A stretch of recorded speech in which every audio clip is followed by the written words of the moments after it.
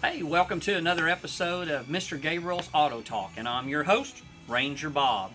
Alright guys, I told you I would make a video about this, and so what I want to do is I want to show you some of the tools that you may use if you choose to go this path as being an auto technician. So let's kind of go backwards just a little bit. One of the questions I had for you guys on your last week's series is I was asking about the scales in the AC machine, because of course we have which I've got it covered up now, but there's an outside external tank and there's an inside internal tank. Now on that note, when the air conditioning system, your recharging system, is charging it up, we need to know how much refrigerant we're putting into the car. We've got to have a scale. So that scale, it's on the internal tank for the ones that didn't get it right. The one that's on the external side, that's just for storage. That's just extra refrigerant that you can put into the machine when you run low. So if you guys kind of want to know what the scale looks like, I've got one here. This is a digital scale that we used back in the day, kind of long before we got these big, expensive machines. Back in the day, we would use a scale like this, a set of gauges like this, and a vacuum pump like this. And so basically what we would do is we would hang this up, and of course you guys may have seen your dad or your grandfather or somebody do this. We would hang this up under the hood of the car, and as I've been teaching you guys, the blue one, that's your low side, right? And the red one is your high side. So there's your two pressure readings that you're getting from your car. Then of course the yellow hose, we could use that hose to pull a vacuum on the system if we hook the yellow hose to just a basic old vacuum pump. Or if we wanted to add Freon, we would use a tool like this. Back in the day, we called these can tappers, because basically that's what it did. You would stick a can of Freon in here, a pound of Freon, refrigerant. You would squeeze this down and it would pierce the side of the can. And then of course this would hook to your yellow port. Like I said, the yellow one is the one that you're doing to put Freon in, or refrigerant. I probably should be calling it refrigerant, not Freon. Hopefully you guys remember that the Freon, that's just a brand. It's not really the name of it. But anyway, this is what that scale looks like. And so what we would do is we would set our tanks on here, because of course you're buying the refrigerant in a 30-pound tank. We would set that tank up here, you would turn it on, and you'd take a measurement of how much refrigerant's in the tank, and then of course you pay attention to how much you're putting into the car, which the systems back then, the R12 systems, held much more. Some of those cars held anywhere from 3 pounds to 5 pounds of Freon. That's why they cooled so well. Nowadays, we run a much smaller system, much less room for air. Back then, a pound more Freon or a pound less of Freon, it would still cool. Nowadays, that's not the case. If you guys remember the video we did yesterday with the Nissan, the whole system only held 1.2 pounds of Freon. You know, that's very, very small. I mean, we're talking the size of a Coke can.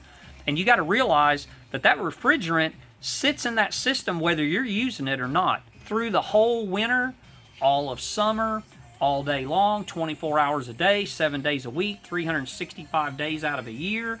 That sits in there. So you're talking the amount of refrigerant you could fit into a Coke can. So even a little bit of a leak over time adds up. So it's really not uncommon for you to get your air conditioning systems checked out annually. Take it in before the summer starts and just have somebody check it and top it off, because you're going to lose Freon. Even if you don't have a bad system, you're going to lose Freon or refrigerant. I keep referring to it as Freon, but the refrigerant, because we've got to have rubber hoses under the hood of the car. Now, you don't have the rubber hoses at your house. At your house, your system is not getting moved and jostled around like it is under the hood of a car. Under the hood of the car, we've got this engine that's flexing side to side. We've got to have a rubber hose to connect. Otherwise, you would just bend and break a line. So with rubber, of course, we know rubber's porous, and so with a gas such as refrigerant, the gas is going to seep through the rubber no matter what. So you're going to lose a little bit anyway, even if you don't really have a leak in the system. You're going to lose some. So it's a good idea annually to have your system checked out. Okay, so that's what a scale looks like. These are the gauges, and of course you can still buy them. This is This gauge set here is an R12 set. This was made for R12 Freon. Of course, I want you to pay attention to the ends of it. See how these are threaded? They would thread onto a port. Now, what we did when we went to R134, we went to this style of a connector, just like you guys saw me use yesterday. This is a quick connect. So you just kind of lift it up, push it down, let go of it, and it'll lock on. Then, of course, on top you got a valve. So it's going to be the opposite kind of what you think. If you go all the way up, that's off. And if you go all the way down, like this, you're turning it on. So when you turn it on, you're going to get a reading on your gauges. Because, of course, what you're doing is you're running this needle down and you're pushing on the Schrader valve that's inside the line. I don't know if you can see or not, but you can watch that thing move down. So that would be on.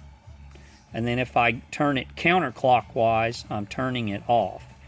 So if you wanted a reading, of course, you're going to have to put this on the high side, put this on the low side, screw both of these in, and then the first reading you're going to get with the car not running is what we call static pressure. I want you to remember that because I'm going to ask you a question about that later when you answer your questions.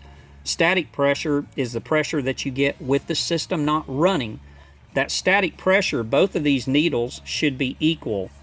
And believe it or not, some of these gauges actually have a diagnostic tool built into them. If you're reading static pressure and if you know what the temperature is right now, now of course I don't have this hooked up to a system, but let's look at our temperature probe for a minute. If you look, we're right at about 78, 79 degrees in the shop. That's what it is right now. If we hooked this up to a properly charged system, we should be fairly close to that, but you're going to have to read it in the blue scale. In the blue scale on here, you can see over here, it'll show the ambient temperature. So now right now we're down, but if I hook this up to a car and I get my static reading, if it was properly charged, the static reading should be reading pretty close to what that ambient temperature is. It'll be fairly close to that. So if you know how to use these gauges, it is a good diagnostic tool. And the other thing that they're equipped with a sight glass. So as this Freon or refrigerant is entering the system, you can watch it go in. Like you'll see the liquid Freon gas and liquid going through there. Okay, so that covers our gauges. Now, a lot of the cars nowadays have what they call a quick connect hose. It's not just a threaded on nut. So if you have something similar to that, for you to get the line off, you're going to have to buy either the specific tool you need or buy a master kit like this. And that's what these are for. You actually pull these off. You'll slip these around the line that you're trying to pull off. You push it in, and what it does is it releases a spring. There's a spring that this hit, and it releases the spring, and you can pull the line off. Now make sure that if you do that, make sure you've got every bit of refrigerant out of the system. You don't want to pull the line off if you haven't evacuated it, so you definitely want to get rid of it. A lot of people ask me, well, how do I get rid of it if I don't have one of the expensive machines to do it with? Well, you can do it with a tank. You can actually take an empty tank and hook up to it, and that Freon, of course, will travel to the negative pressure, which, of course, the tank's going to be negative because it's empty. There's nothing in it. So that's one way you can do it. All right, so this covers these, and, of course, these, we call these a quick release tool. And, of course, now this master kit here, it's good for fuel lines as well. A lot of your GMs, Ford, Dodges, they use quick disconnects for their fuel lines. So, you know, that's what some of these other ones are for. Of course, they're different sizes, different colors. But anyway, that's one of our tools. Maybe you're looking at this and you're wondering what that is. We call this a condenser fin straightener. And of course, for your air conditioner to be efficient, we got to make sure that the condenser can get rid of the heat. Remember the heat that we pull out of the cabin? We're transferring it to the condenser. The condenser needs to get rid of it. Well, what's sad is we mount that condenser in front of the radiator. So if you look at a car, the condenser is going to be in front of the radiator, which of course is behind the front grille. And so you're going to get all kinds of dirt, bugs, debris. Anything that gets sucked into that grill is going to get sucked into the condenser, which means rocks. A lot of times you get rocks, pebbles that hit that condenser, and that's another way that you get leaks. If that rock hits at just the right spot on that tube, it can put a little pinhole in it, and that's how you lose your Freon. The other problem you have too is when those rocks hit those fins, they damage the fins. They bend them over. This, we call it a comb. Usually in the industry, we'll call it a comb. But what it'll do is you can go in there and you can straighten those combs up. Like you can put this against the fins and straighten them up. The other thing you'll want to do too, just like you do on a home air conditioner, you want to keep the coils cleaned. So a lot of times you can take water, and I wouldn't use high pressure water only because you can bend more fins over than you can clean. But if you spray it with soap and water down, you can get rid of all the dust and the dirt. That will help your air conditioner cool better because now you can get rid of more heat. If you don't get rid of all the heat, you're just going to take some of it right back into the car with you. So we want to get rid of as much of it as we can. So that's what this tool is. This tool is a condenser fin straightener. The other thing you're going to need too is a lot of times you'll have a Schrader valve leak on an AC system, just like you do a tire. You can have a tire valve core leak.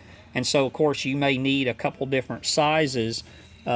Some of the air conditioning systems, they'll use a much larger core, and then some of them use a smaller one. So a lot of times you may need more than one tool to get the Schrader valve out. I taught you guys last week about these orifice tubes, and a lot of people don't understand where these mount or how they mount, but they get pushed into an AC line. You'll actually shove this into an AC line. Trust me when I say a lot of times it's really hard to get these things out if you don't have the right tool to get them out. Some people can get them out with a pair of needle nose, depending on how hard they're in there. You can get a hold of it on this end and twist it and pull it out. But a lot of times, if you're taking one of these out, you've already had a problem, and there's already a lot of debris on this screen. There's a little filter screen here that filters out all of the dirt and the trash. That little screen, it's real fine, and it'll pick up a lot of dirt and trash. So a lot of times a needle nose won't get it out. So they make a tool like this. What this tool does is it goes in and it locks onto them tabs. You just turn it sideways like that. And then what you do is you screw this in up against the hose, and it pulls it out easily. Because otherwise, you get a hold of it with a pair of needle nose and start twisting on it, you'll end up breaking this off in the line, and then you're really in trouble. So I'm not saying you can't get it out with a pair of needle nose, but there's been a lot of times that I haven't been able to get it out with a pair of needle nose. So anyway, that's what that little tool looks like. If you do some air conditioning repair work, a lot of times trying to, back in the day, we used to change out clutches and pulleys, and we would maybe put a new compressor in. If you are trying to reuse a compressor but yet replace the clutch, this is a clutch removal tool. It's actually made to screw into the clutch. You run it down, and it pulls the clutch off for you. Because the clutch, just like you guys remember when we were doing engines, and you have a harmonic balancer that's attached to the crankshaft, it's a pressed fit. So you're not just going to undo the bolt and just pull it off. Same thing with this. You're not just going to undo the bolt and just pull the clutch off. A lot of times you need a clutch puller to get it off. Let's talk a little bit about leak detection. So there's a couple different ways that you can look for a leak on a system. Probably the easiest way to do it is a lot of times with a dye. And of course you can go into the auto parts store and you can buy this UV dye. They call it UV dye because under a UV light this will really glow. Matter of fact, you can almost see the glow in it right there, which now I've used pretty much most of it out of this bottle, but you can see what it looks like. It's just a neon colored dye. Now what we do is I found that this stuff is really helpful when these leak detectors don't pick it up. Now, a lot of times the professionals, and I'm talking about the people that sell this product, they tell you that this is a better way than this. I don't really believe them. I've had good luck with this, but I've had better luck with this.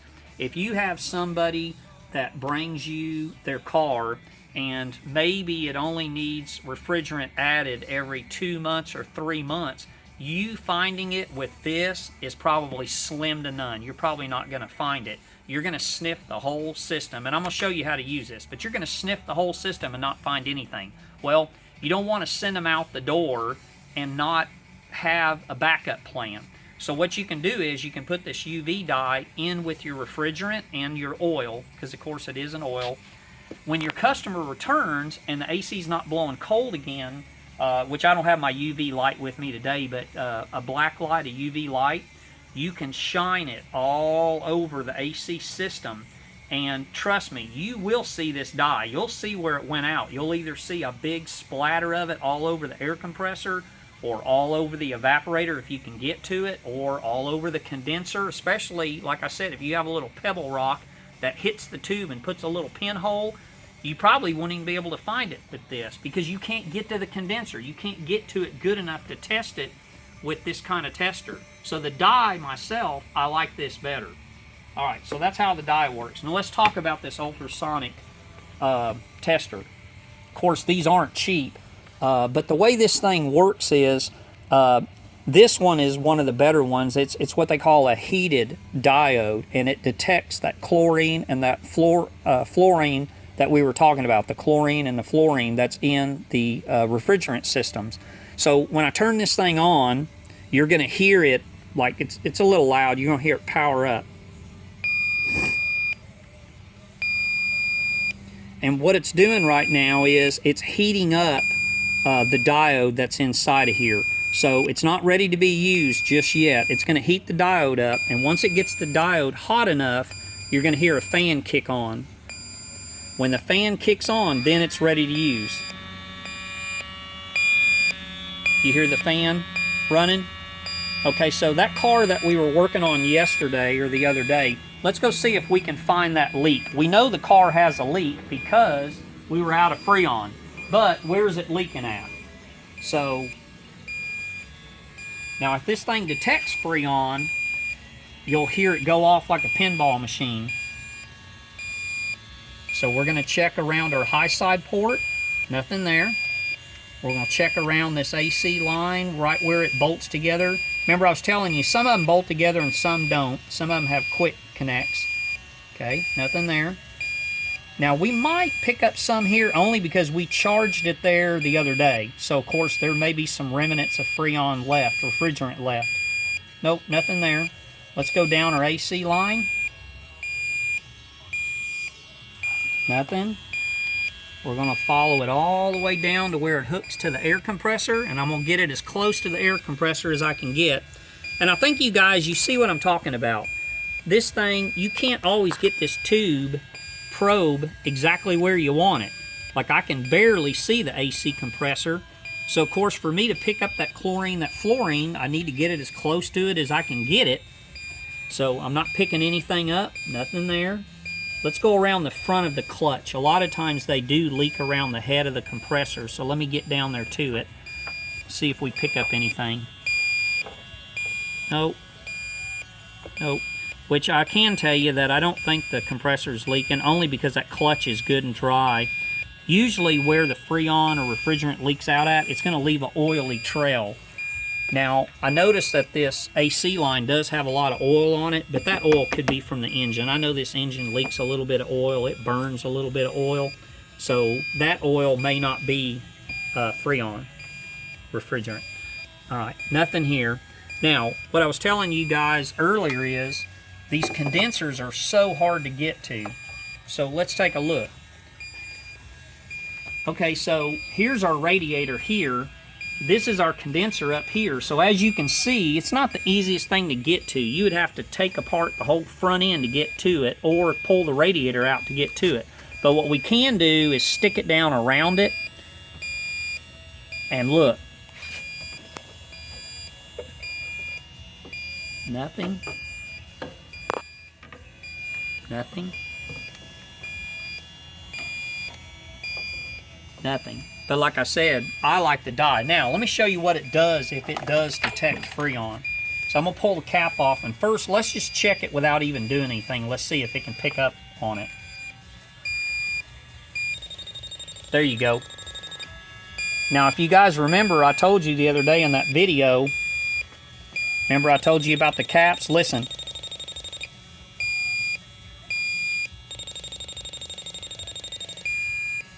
That's what it'll sound like when it detects Freon. Now, remember I was telling you about these caps? It's a good idea to have them on there.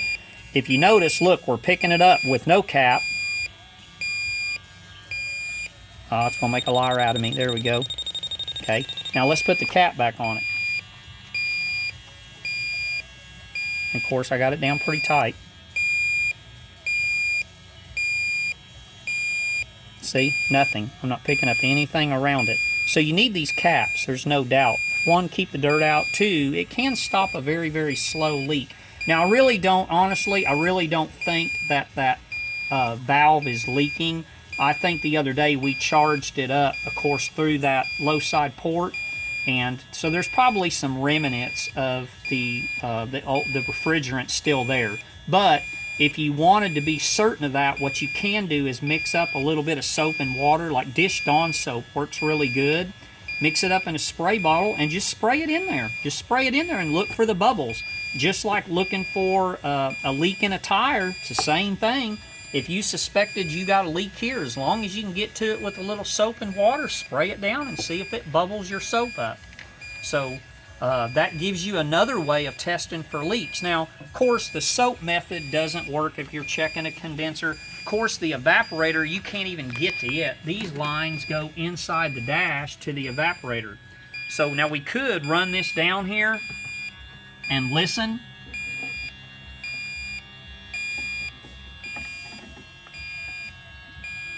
But as you can tell, I'm not picking anything up. So I'm going to turn this thing off for a minute.